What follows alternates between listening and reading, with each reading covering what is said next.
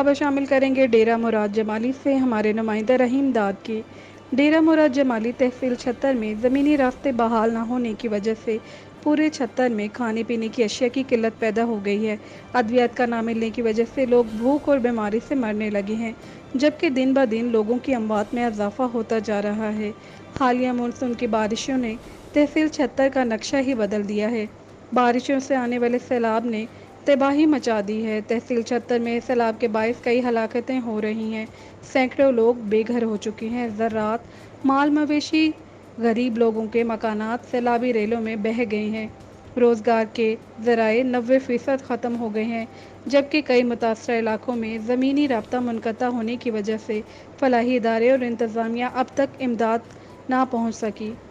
तमाम हुक्मरानों समेत जबकि सैकड़ों सनतकारों ने छत्तर के मुतासरीन को मुकम्मल नज़रअंदाज किया है। बाकायदा तौर पर हुकूमत वक्त इमदाद और रेस्क्यू करने में नाकाम नजर आई है। तहसील छत्तर के लोगों ने अपने घरों, खेतों और सपने लख्ते जिगर को बेबसी की हालत में खोते हुए देखा है।